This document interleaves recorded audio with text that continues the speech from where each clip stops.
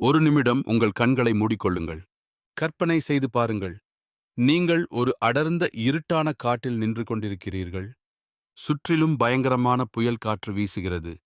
மழை கொட்டித் தீர்க்கிறது. அந்த புயலை கைகளால் தடுத்து நிறுத்திவிடலாம் என்று நீங்கள் முழு பலத்தையும் திரட்டி காற்றை எதிர்த்து போராடுகிறீர்கள். காற்று நிற்கிறதா? இல்லை. மாறாக, உங்கள் கைகள் வலிக்கின்றன. நீங்கள் சோர்வடைகிறீர்கள். மூச்சுத் திணறி கீழே விழுகிறீர்கள். இப்போது கண்களைத் திறங்கள். அந்த புயல் வேறு எங்கும் இல்லை. அதுதான் உங்கள் மனதிற்குள் வீசிக்கொண்டிருக்கும் கவலைகளின் புயல். அந்த புயலை எதிர்த்துப் போராடும் உங்களின் தவிப்புதான் உங்களின் அன்றாட வாழ்க்கை. உங்களை இந்த உலகத்தரமான வெபினார் அன்போடு வரவேற்கிறேன். நான் உங்கள் உளவியல் மற்றும் வாழ்வியல் மாற்றுப் பயிற்சியாளன், பிஹேவியர் சேஞ்ச் கோச். இன்று நாம் பார்க்கப் போவது வெறும் தியரி அல்ல, உங்கள் வாழ்க்கையை அடுத்த கட்டத்திற்கு நகர்த்தப் போகும் ஒரு மாபெரும் அறிவியல் மற்றும் ஆன்மீக புரட்சி. Emotional hook. என்னிடம் எல்லாம் இருக்கிறது, ஆனாலும் ஏதோ ஒரு குறை, ஒரு பயம், ஒரு கவலை என்னை அரித்துக்கொண்டே இருக்கிறது என்று நீங்கள் எப்போதாவது நினைத்திருக்கிறீர்களா? இரவில் தூங்கச் செல்லும்போது அன்றைய நாள் முழுவதும் நடந்த தேவையில்லாத விஷயங்கள் மூளைக்குள் ஓடிக்கொண்டே இருக்கிறதா? நாளைக்கு என்ன ஆகுமோ என்ற பயம் உங்களை உறங்க விடாமல் செய்கிறதா? அப்படியானால் இந்த வெபினார் உங்களுக்காக மட்டுமே உருவாக்கப்பட்டுள்ளது. Story: the drop of control. Kathir 45 வயது மதிக்கத்தக்க ஒரு நடுத்தர வர்க்கத்து மனிதர். மிகவும் நல்லவர், நேர்மையானவர். அவருக்கு ஒரு சின்ன வியாபாரம் இருந்தது. ஒரு நாள் அவருக்கு பெரிய அளவில் ஒரு பண இழப்பு ஏற்பட்டது. அன்று முதல் அவர் தூக்கத்தை இழந்தார். பணத்தை எப்படி திருப்பித் தருவது என்ற கவலை அவரை வாட்டியது.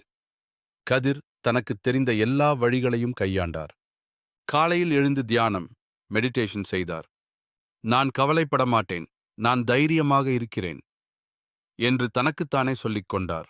Positive affirmations. ஆனால் ஆச்சரியம் என்னவென்றால், அவர் கவலையை மறக்க நினைக்க நினைக்க கவலை இன்னும் 2 மடங்காக பெருகியது.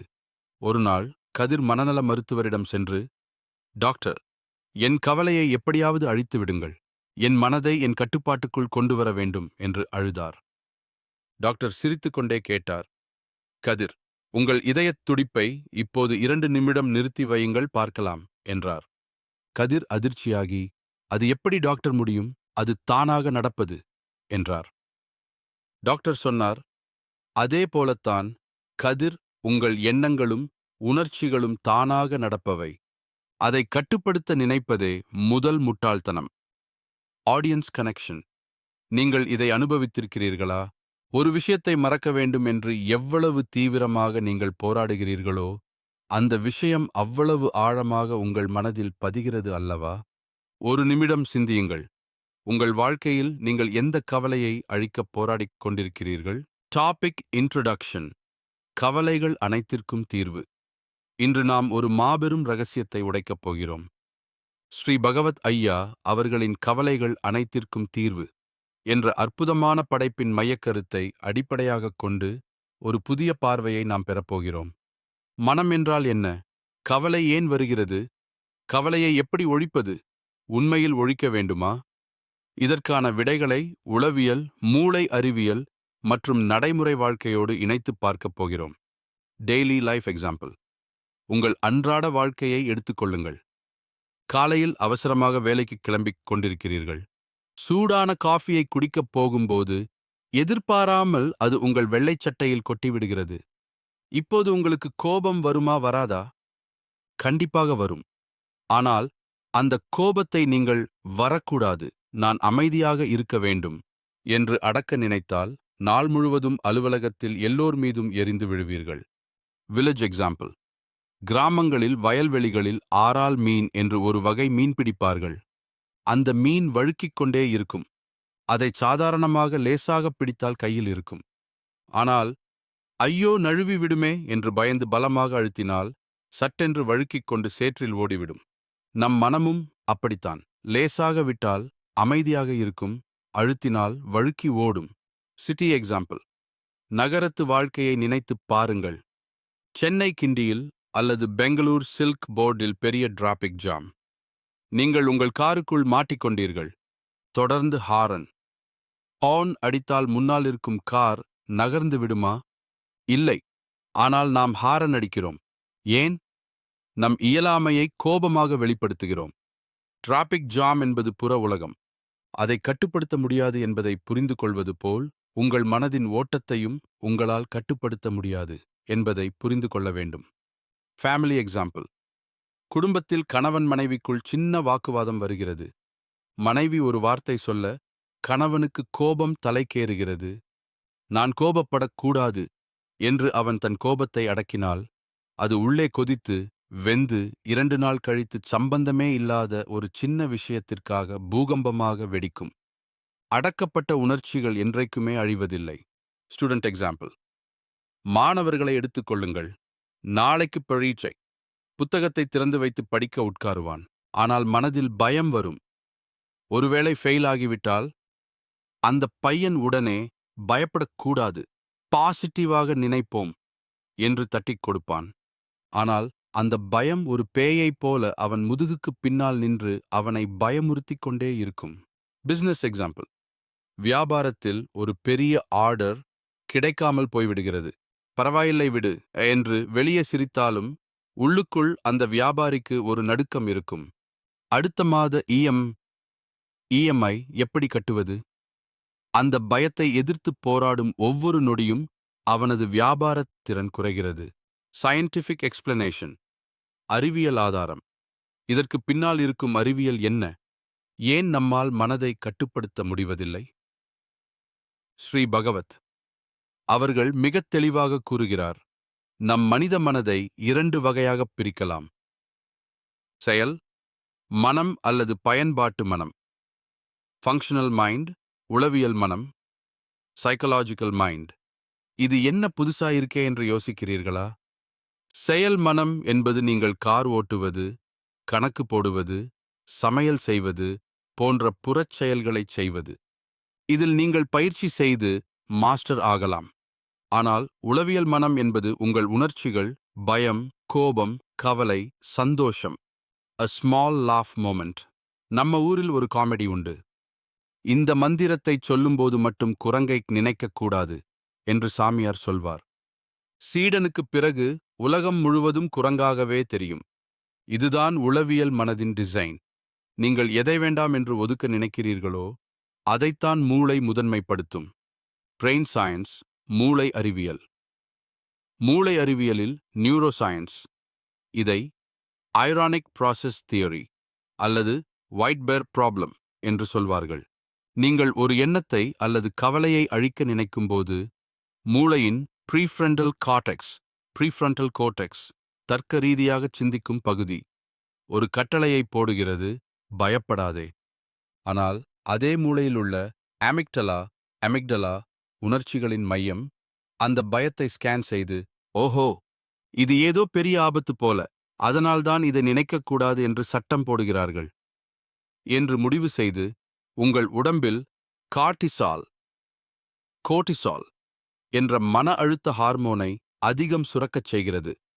சுருக்கமாகச் சொன்னால், உளவியல் மனதின் பிரச்சனைகளை செயல் மனதின் மூலம் தீர்க்க நினைப்பதே கவலைகளின் ஆணிவேர். கார் பழுதானால் மெக்கானிக்கிடம் போய் சரி செய்யலாம், செயல் மனம். ஆனால் பயம் வந்தால் அதை கழற்றி வைத்துவிட்டு புதிய தைரியத்தை பொருத்த முடியாது. Psychology explanation. உளவியல் விளக்கம். உளவியலாளர் கார்ல் யங் சொன்ன ஒரு புகழ்பெற்ற வாக்கியம் உண்டு. What you resist persists. நீங்கள் எதை எதிர்க்கிறீர்களோ அது நிலைத்து நிற்கும். உங்களுக்கு ஒரு கெட்ட எண்ணம் வருகிறது என்று வைத்துக் கொள்வோம். அந்த எண்ணம் வந்ததற்காக நீங்கள் உங்களையே திட்டிக் கொள்கிறீர்கள். நான் ஏன் இப்படி சிந்திக்கிறேன்? எனக்கு ஏன் இந்த தாழ்வு மனப்பான்மை என்று. இங்கே ஒரு முக்கியமான விஷயத்தை கவனியுங்கள். எண்ணம் என்பது பகுதி 1, பார்ட் 1. அந்த எண்ணத்தை குறித்து நீங்கள் கவலைப்படுகிறீர்களே, அது பகுதி பார்ட் 2. அந்த பகுதி இதுதான் உண்மையான பிரச்சனை. எண்ணம் தானாகத் தோன்றித் தானாக மறையக்கூடியது. ஆனால் அதை பிடித்துத் தொங்கிக் கொண்டு அதற்கு ஒரு முத்திரை, லேபிள் குத்துவது உங்கள் அறியாமை. மைண்ட்ஃபுல்னஸ், ஆன்மீக பார்வை. கவனிக்கவும், இது எந்த ஒரு குறிப்பிட்ட மதத்தையும் சாராத தூய்மையான விழிப்புணர்வு சார்ந்த ஆன்மீக கண்ணோட்டம். நம் சித்தர்களும் ஞானிகளும் இதை சாட்சி பாவம், விட்னஸிங் கான்ஷியஸ்னஸ் என்று கூறினார்கள். சாட்சி என்றால் என்ன? சாலையில் வாகனங்கள் போகின்றன. நீங்கள் பால்கனியில் நின்று வேடிக்கை பார்க்கிறீர்கள். ஒரு குப்பை லாரி போகிறது, ஒரு ஆடி கார் போகிறது, ஒரு சைக்கிள் போகிறது. நீங்கள் அந்த வண்டிகளுக்குள் ஏறி பயணம் செய்வதில்லை. அதேபோல உங்கள் மனதிற்குள் பயம் என்ற லாரி போகும், கோபம் என்ற கார் போகும், சந்தோஷம் என்ற சைக்கிள் போகும். நீங்கள் உங்களை ஒரு பார்வையாளனாக மட்டும் வைத்துக் கொள்ளுங்கள். ஸ்ரீ பகவத் ஐயா மிக அழகாகச் சொல்கிறார். உளவியல் மனதிற்குள் நடக்கும் எந்த ஒரு ஓட்டத்திற்கும், எந்த ஒரு உணர்ச்சிக்கும் நாம் பொறுப்பல்ல. அதை கட்டுப்படுத்த நமக்கு எந்த உரிமையும் இல்லை, அதற்கான அவசியமும் இல்லை. உங்களுக்கு கோபம் வரும்போது நான் கோபப்படக்கூடாது என்று போராடாதீர்கள். ஆமாம், எனக்கு இப்போது கோபம் வந்திருக்கிறது. அது என் உணர்ச்சி. அது தானாக வந்தது, தானாக போகும் என்று அதை முழுமையாக ஏற்றுக்கொள்ளுங்கள். அந்த நொடியே அந்த கோபத்தின் வீரியம் குறைந்து விடுவதை நீங்கள் காண்பீர்கள். பிராக்டிக்கல் எக்ஸசைஸ், செயல்முறை பயிற்சி. நீங்கள் இதை அனுபவித்திருக்கிறீர்களா? இப்போது ஒரு நிமிடம் உங்கள் கண்களை மூடுங்கள். மெதுவாக ஆழமாக ஒரு மூச்சு இழுத்து விடுங்கள். Take a deep breath. இப்போது உங்கள் மனதில் உங்களை மிகவும் அச்சுறுத்தும் அல்லது கவலைப்படுத்தும் ஒரு விஷயத்தை நினையுங்கள். பணப்பிரச்சனையா? உறவுச் சிக்கலா? உடல் நலமா? அந்த கவலை உங்கள் நெஞ்சில், உங்கள் வயிற்றில் எங்கே பாரமாக இருக்கிறது என்று உணருங்கள். இப்போது வழக்கமாக நீங்கள் சொல்வது போல், நான் இதை பற்றி கவலைப்படக்கூடாது என்று சொல்லாதீர்கள். அதற்கு பதிலாக உங்கள் மனதிற்குள் இப்படிச் சொல்லுங்கள். இந்த கவலை எனக்குள் இருக்க முழு உரிமை இருக்கிறது. இந்த கவலையை நான் எதிர்க்கப் போவதில்லை. இந்த பயத்தை நான் அன்போடு வரவேற்கிறேன். இப்போது கவனியுங்கள். அந்த பாரம் லேசாக குறைகிறதா? உங்கள் மூச்சு சீராகிறதா? கண்களைத் திறங்கள். இதுதான் உளவியல் மனதை கையாளும் ரகசியம். Acceptance is the ultimate liberation. ஏற்றுக்கொள்ளுதலே முழுமையான விடுதலை. ரிஃப்ளெக்ஷன் கொஸ்டின்ஸ், சிந்தனைக்கான கேள்விகள். இந்த கேள்விகளுக்கு உங்கள் மனதில் நேர்மையாக பதில் சொல்லுங்கள். இத்தனை வருடங்களாக உங்கள் உணர்ச்சிகளை அடக்கி நீங்கள் சாதித்தது என்ன? மன அழுத்தம் மட்டுமே அல்லவா?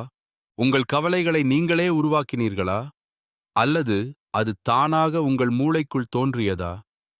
தானாகத் தோன்றும் ஒரு விஷயத்திற்கு நீங்கள் ஏன் குற்ற உணர்ச்சி, கில்ட் அடைய வேண்டும்? ஸ்மால் ஆக்டிவிட்டி, சிறிய செயல்பாடு. இன்று நீங்கள் ஒரு சின்ன கேம் விளையாடப் போகிறீர்கள். அடுத்த 1 மணி நேரத்திற்குள் உங்களுக்கு ஏதாவது ஒரு நெகட்டிவ் எண்ணம், நெகட்டிவ் தாட் வரும். அப்பொழுது, அடடா, நெகட்டிவ் எண்ணம் வந்துருச்சே என்று பதறாமல், வாப்பா நெகட்டிவ், வந்துட்டியா?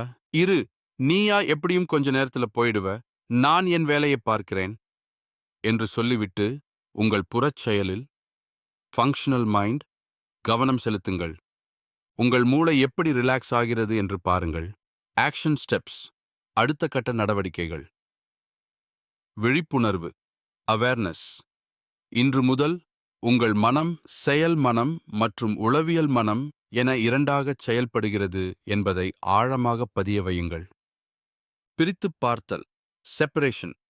நீங்கள் ஆபீஸில் டைப் செய்வது, வண்டி ஓட்டுவது செயல் மனம். அதில் கவனம், திருத்தம் தேவை. ஆனால் எனக்கு ஏன் பயம் வருகிறது என்று கேட்பது உளவியல் மனம். அதில் திருத்தம் தேவையில்லை. எதிர்ப்பை கைவிடுங்கள். Drop the resistance. கவலை வந்தால் எனக்கு கவலை வந்திருக்கிறது என்று சாட்சியாக மட்டும் இருங்கள். அதனுடன் சண்டையிடாதீர்கள். ஹோம்வொர்க், உங்களுக்கான வீட்டுப்பாடம். இன்றிரவு தூங்கச் செல்வதற்கு முன் ஒரு நோட்டும் பேனாவும் எடுங்கள். 2 கட்டம் போடுங்கள். முதல் கட்டத்தில் என் புறச்செயல்கள், உதாரணம் பில் கட்டணும், மெயில் அனுப்பணும் என்று எழுதுங்கள். 2வது கட்டத்தில் என் உளவியல் எண்ணங்கள், உதாரணம் பயம், எதிர்காலம் பற்றிய கவலை, கோபம் என்று எழுதுங்கள். முதல் கட்டத்தில் உள்ளதை நாளை எப்படிச் செய்வது என்று திட்டமிடுங்கள். 2வது கட்டத்தில் உள்ளதை பார்த்து புன்னகைத்துவிட்டு, இவை தானாக வந்தவை, தானாகப் போகும். நான் இவற்றுடன் போராடப் போவதில்லை என்று சத்தமாகச் சொல்லிவிட்டு நிம்மதியாகத் தூங்குங்கள். சம்மரி, சுருக்கம். இந்த முதல் பகுதியில் நாம் மிக ஆழமாகப் பார்த்தது இதுதான். நம் மனம் என்பது இருவேறு தளங்களில் இயங்குகிறது. புறச்செயல்களைச் சரிசெய்ய நாம் எடுக்கும் அதே ஆயுதத்தை, கட்டுப்பாடு கண்ட்ரோல், உள்மனதின் உணர்ச்சிகளைச் சரிசெய்யவும் பயன்படுத்துகிறோம். அதுதான் நம் அனைத்து கவலைகளுக்கும் ஆணிவேர். உள்மனதை, அதன் உணர்ச்சிகளை எந்த ஒரு எதிர்ப்பும் இன்றி முழுமையாக அனுமதிப்பது மட்டுமே கவலைகளிலிருந்து தப்பிப்பதற்கான ஒரே வழி. கவலையை அழிக்க நினைப்பதே கவலை. கவலையை அனுமதிப்பதே அமைதி. Curiosity for next part. அடுத்த பகுதிக்கான எதிர்பார்ப்பு. இன்றைய பகுதியில் கவலை ஏன் வருகிறது, அதை கட்டுப்படுத்த நினைப்பது எப்படி ஆபத்தானது என்று பார்த்தோம். ஆனால் பல வருடங்களாக நம் மனதில் பதிந்து போன ஆழமான வலிகள், ஏமாற்றங்கள், சிறுவயது காயங்கள், பாஸ்ட் ட்ராமாஸ் இப்போதும் நம்மை தூங்கவிடாமல் செய்கிறதே. அதை எப்படி எதிர்கொள்வது? ஆழ்மனம், சப்கான்ஷியஸ் மைண்ட் எப்படி செயல்படுகிறது? ஒரு பழைய நினைவில் இருந்து நம்மை நாமே எப்படி விடுவித்துக் கொள்வது? அது ஒரு பிரம்மாண்டமான உளவியல் ரகசியம். அதை தெரிந்து கொள்ள ஆவலாக இருக்கிறீர்களா? நீங்கள் கண்டினியூ என்று சொன்னவுடன் பகுதி 2 தொடங்கும். Part complete.